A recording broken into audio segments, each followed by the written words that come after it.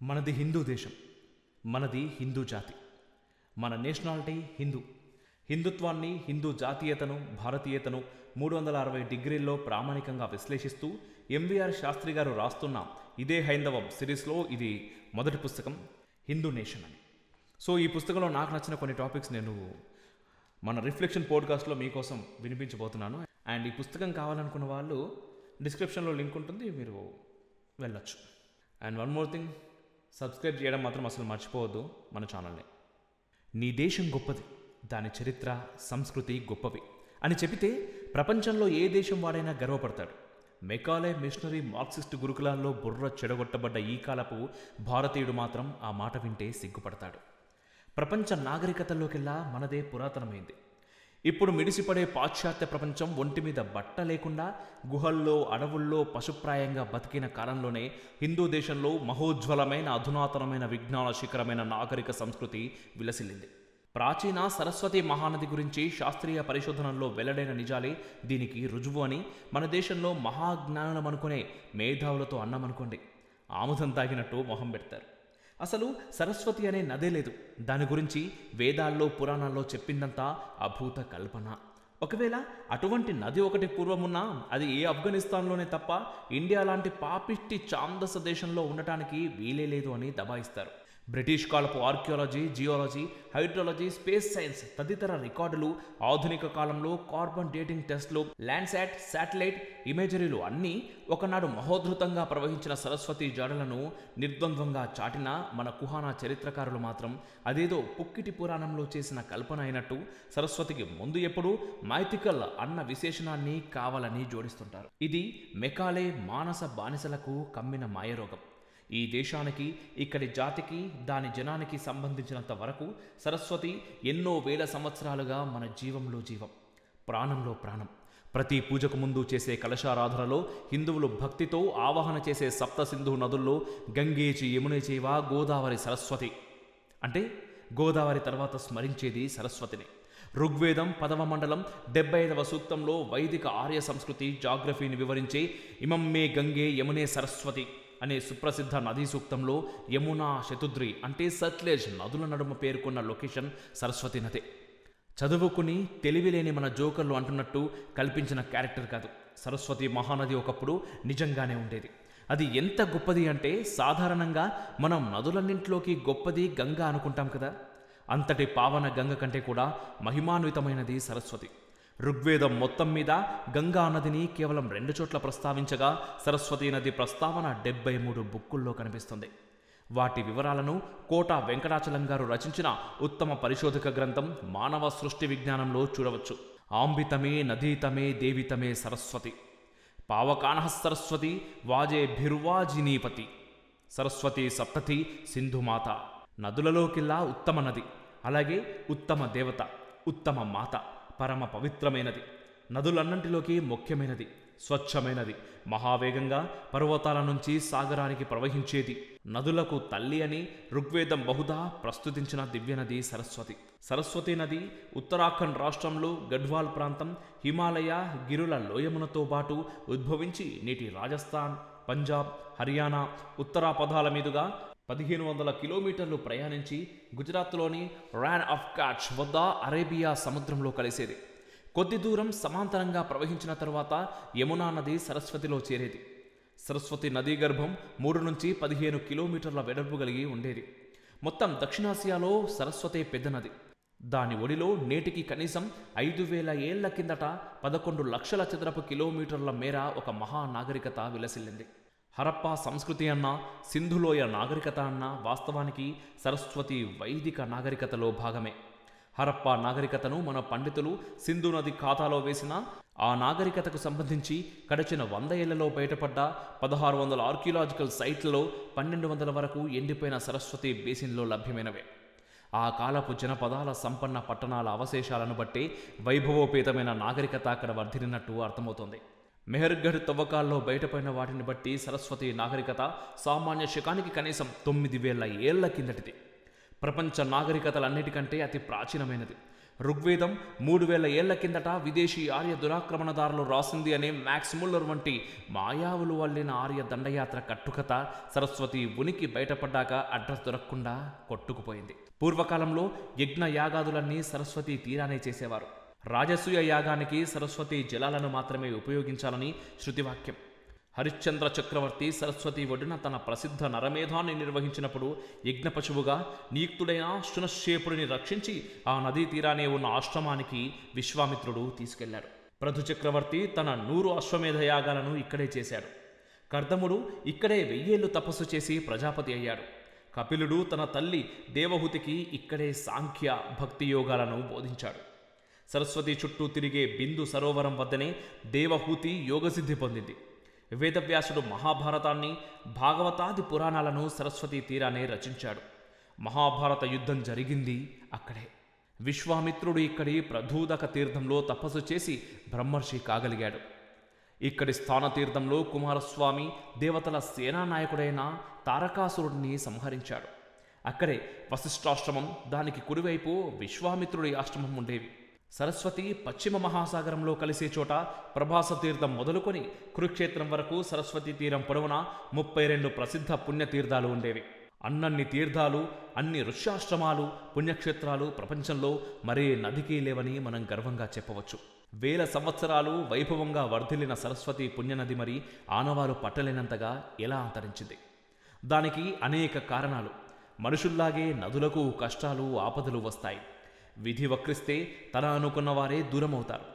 అంత బతికిన సరస్వతికి చేటుకాలం దాపురించింది. టెక్టోనిక్ ప్లేట్స్లో మార్పుల కారణంగా హిమాలయాల్లో భయంకరమైన ప్రకంపనలు సంభవించాయి. భూకంపం వచ్చింది. దాని ప్రభావంతో వాయువ్య భారతంలో నదీ ప్రవాహాల్లో పెను మార్పులు వచ్చాయి. సరస్వతి నదికి అత్యధికంగా నీరు చేరవేసే యమునా, సట్లెజ్ నదులు తమ ప్రవాహ మార్గాన్ని మార్చుకున్నాయి. యమునా నది పంజాబ్ ప్రాంతంలో సరస్వతీ నదికి వెళ్లవలసిన ప్రవాహాన్ని తనలో కలిపేసుకొని గంగానదితో సంగమించింది.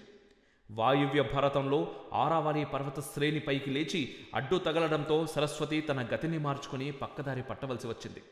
గంగకు ఉపనది అయిన చంబల్ సరస్వతి ఛానల్ను బలంగా కోసి సరస్వతికి అందే వరద ప్రవాహాన్ని ఎగువ నుంచి మళ్లించుకుపోసాగింది. భూకంపం వల్ల సరస్వతి నదీ గర్భం పడమరకు ఎత్తివేయబడటంతో సట్లెజ్ జలవనరు సరస్వతి నుంచి వేరైపోయింది. సట్లెజ్ పడమరకు జరిగి తన గతిని మార్చుకోవడంతో సరస్వతికి నీటి సరఫరా కోతపడింది. ఒకప్పటి మహానది కాస్త సీజనల్ ప్రవాహంగా మారింది. వానలు వెనకబట్టగానే నీరు అడుగంటి నదీ గర్భం చాలా చోట్ల ఎండిపోయి బక్క చిక్కిన నేటి షుగ్గర్ హక్రా నదీ వ్యవస్థగా నామమాత్ర అవశిష్టమైంది. బద్రీ, కేదార్లో, హిమాచల్లో, కాశ్మీర్లో, హర్యానాలో సరస్వతి పేరిట చిన్న చిన్న జలాశయాలు మాత్రం మిగిలాయి. జీవనది సరస్వతి ఎండిపోవడంతో దాని మీద ఆధారపడి బతుకుతున్న హరప్పన్ నాగరికత కూడా క్షీణించి హరప్పన్లు తమ నెలవులను విడిచి అన్ని దిక్కుల్లా వలసపోసాగారు.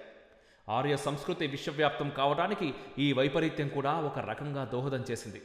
6000 ఏళ్ల పూర్వం మొదలై 4500 సంవత్సరాల కిందట సరస్వతి అదృశ్యమైందని ఆధునిక పరిశోధనలు చెప్తున్నాయి. వాస్తవానికి సరస్వతి క్షీణదశ మహాభారత కాలంలోనే మొదలైంది. శల్యపర్వంలో బలరాముడు ద్వారక నుంచి సోమనాథ్, ద్వైతవనం, నైమిషారణ్యాల మీదుగా మధుర వరకు అనేక తీర్థాలను సేవిస్తూ చేసిన తీర్థయాత్రలో సరస్వతి ఒకచోట ఎండిపోయి మరొక చోట ప్రవహించడం గమనించి బాధపడతాడు. అలా క్రమానుగుణంగా క్షీణించి కనుమరుగైన సరస్వతి అంతరించలేదు. భూమిపై నుంచి భూమి లోపలికి తన ప్రవాహగతిని మార్చుకొని అంతర్వాహిని అయిందంతే. ప్రయాగ త్రివేణి సంగమంలో కనపడని 3వ నది అంతర్వాహిని సరస్వతే. ఆ నదీమ తల్లి దయవల్లే ఎండిపోయిన నదీ గర్భం పొడవునా ఎక్కడ తవ్వినా 50-60 మీటర్లకే భూగర్భ జలధార ఉప్పొంగుతుంది. రాజస్థాన్ ఎడారి ప్రాంతమైన జైసల్మేర్లో సరస్వతి ప్రసాదమైన భూగర్భ జలధార మండు వేసవిలో కూడా సన్నబడటం లేదు.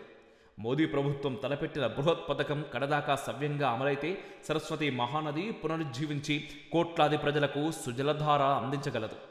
గొప్ప సాంస్కృతిక పునర్వైభవానికి ప్రతిష్టాత్మక వేదిక కాగలదు. కానీ అవుతుందా? అలాంటి మంచి పనులను హిందూ ద్వేషులు, జాతి వ్యతిరేకులు పడనిస్తారా? ఆర్యుల దండయాత్రల కళ్ళబొల్లి కథలల్లి భారతదేశ చరిత్రను భ్రష్టు పట్టించడానికి సాయశక్తులా పాటుపడ్డ బ్రిటిషు వారు కూడా సరస్వతీ నది ప్రాచీనతకు సంబంధించి కాదనలేని సాక్ష్యాలు బయటపడ్డాక వాస్తవాన్ని అంగీకరించారు. 1844లో మేజర్ మేకిన్సన్ అనే బ్రిటిష్ అధికారి ఢిల్లీ నుంచి సింధుకు రోడ్డు వేయడానికి సర్వే చేస్తుండగా ఒక చోట ఎండిపోయిన సరస్వతి నదీ గర్భాన్ని కనుగొన్నాడు. 8 లైన్ల రోడ్డును కూడా అక్కడ హాయిగా వేయగలిగినంత వెడల్పు ఉన్నదంటూ అతడు తెగ ఆశ్చర్యపోయాడు. 1869లో ఆర్కియాలజిస్ట్ అలెక్స్ రోగ్ సబర్మతి నర్మదా నదుల గర్భాల మట్టిలో హిమాలయాల నుంచి కొట్టుకువచ్చిన ఖనిజ పదార్థాలను చూసి విస్తుపోయాడు. ఆ 2 నదులు హిమాలయాలలో పుట్టినవి కావు కాబట్టి పూర్వం ఎండిపోయిన సరస్వతీ నది ద్వారానే అవి అక్కడికి చేరి ఉండాలని అతడు ప్రకటించాడు. అలాగే రాజస్థాన్ పొడవునా కనబడే ఎండిపోయిన నదీ గర్భం ఖచ్చితంగా వేదకాలపు సరస్వతికి సంబంధించిందేనని 1893లో బ్రిటిష్ జియాలజిస్ట్ సిఎఫ్ ఓల్హామ్ శాస్త్రీయంగా పరీక్షించి కనిపెట్టాడు. సరస్వతి అవశేషమైన షుగ్గర్ హక్రాల నదీ గర్భాలలో పురాతన నదీ జాడలను అమెరికన్ నాసా, ఇండియన్ శాటిలైట్లు తీసిన ల్యాండ్సాట్ ఇమేజ్ల ద్వారా 1980లో కాబోలు శాస్త్రవేత్తలు అధ్యయనం చేస్తే ఋగ్వేదంలో వర్ణించిన సరస్వతి గమనానికి అవి సరిపోయాయి. ప్రాచీన సరస్వతీ నది గతికి సంబంధించి ఆర్కియలాజికల్, జియాలజికల్ సర్వే వంటి అధికారిక ఏజెన్సీల పరీక్షల్లో తేలిన విషయాలను, బ్రిటిష్ కాలపు రికార్డులను, రిమోట్ సెన్సింగ్ సర్వేల ఫలితాలను, శాటిలైట్ చిత్రాలను, గ్రంథపరమైన అంశాలను, చారిత్రక సాక్ష్యాలను గుచ్చిగుచ్చి మైఖేల్ డానినో 2011లో the lost river on the trails of Saraswati అనే ప్రామాణిక గ్రంథాన్ని వెలువరించాడు. సరస్వతీ నది పునరుద్ధరణకు తన జీవితాన్ని అంకితం చేసిన ఎస్ కళ్యాణరామన్ 7 సంపుటలుగా ప్రచురించిన సరస్వతి ఈ అంశాల మీద విజ్ఞాన సరస్వం లాంటిది. కళ్యాణరామన్ సంపాదకత్వంలో వెలువడ్డ Vedic river Saraswati and Hindu civilisation సంకలనంలోనూ విఖ్యాత శాస్త్ర ప్రవీణులు చెప్పిన విలువైన విషయాలు ఎన్నో ఉన్నాయి. దౌర్భాగ్యం ఏమిటంటే ప్రపంచమంతటిది ఒకదారి అయితే మన దేశంలో చరిత్ర స్పృహ లేకుండానే చరిత్రకారులుగా చలామణి అవుతున్న ఇర్ఫాన్ హబీబ్, ఆర్ఎస్ శర్మ వంటి మన కమ్యూనిస్టు కబోదులది, సూడో సెక్యులర్ మూర్ఖ మేధావులది ఇంకో దారి. వేదకాలపు సరస్వతి భారతదేశం సొంతమని పండితలోకం కూడై కూసిన మన హబీబులు, శర్మలు మాత్రం ఇంకా సరస్వతి 1, సరస్వతి 2, సరస్వతి 3 అంటూ పిచ్చి కూతలు కూస్తున్నారు. పర్షియన్ అవెస్తాలో పేర్కొన్న హరహుపైతి నదే ఋగ్వేద కాలపు సరస్వతి అని లోకాన్ని నమ్మించడానికి ఆపసోపాలు పడుతున్నారు. భారతదేశపు గతానికి సంబంధించి ఏ మంచి విషయాన్ని ఓర్వలేని అభారతీయ జాతి వ్యతిరేక క్షుద్ర మనస్తత్వం ఈనాటికి రాజకీయ మేధావి వర్గాలను వదలకపోవడం దురదృష్టం. 2003లో వాజ్పేయి ప్రభుత్వం సరస్వతి హెరిటేజ్ ప్రాజెక్టును జగ్మోహన్ ఆధ్వర్యాన నెలకొల్పితే 2004లో ఇటాలియన్ సోనియా బినామీ సర్కార్ వచ్చి రాగానే ఆ ప్రాజెక్టును ఎత్తేసింది. అదేమంటే అసలు సరస్వతి నది అనేదే మిథ్య, పౌరాణిక కల్పన అని నాటి సాంస్కృతిక అమాత్యుడు జైపాల్ రెడ్డి వాచ. 2016లో నరేంద్ర మోదీ సర్కారు వెనుకటి సరస్వతి ప్రాజెక్టును పునరుద్ధరించి సరస్వతికి సంబంధించి సాంస్కృతిక పునరుజ్జీవనానికి బృహత్ పథకం చేపడితేనూ షరా మామూలే. పౌరాణిక కల్పనల బులపాటంతో సరస్వతి అనే మిథ్య వెంటపడి మోదీ 100 కోట్లు వృధా చేస్తున్నాడని, అది సైన్స్కు మతమౌఢ్యానికి నడుమ సవాలు అని లెఫ్టిస్ట్ హిందూ వ్యతిరేక రాజకీయ మేధావి సజ్జు ఎంత గోల పెట్టిండో చెప్పాల్సిన అవసరం లేదు. తమ దేశానికి, జాతీయ వారసత్వానికి గర్వకారణమైన ఘన చరిత్ర, ఘన సంస్కృతి తమకున్నదని చెప్పుకోవటమే నామోషి అనుకునే ధూర్తులు మేధావులుగా, రాజకీయ నాయకులుగా చలామణి అయ్యే దేశం ఇంకెక్కడైనా ఉందా? ఉంటుందా? ఈ పోడ్కాస్ట్ పైన అభిప్రాయాలను కుదిరితే కామెంట్ రూపంలో తెలియజేయండి. జై హింద్, మేరా భారత్ మహాన్. శత్రుమూకల చెర నుండి దేశ రక్షణ నీ ధ్యేయమైతే నీ అవసరం ఇక్కడుంది. Please do subscribe, like and share. దద్దరిల్లేలా పక్కనున్న గంట కూడా కొట్టుర్రి.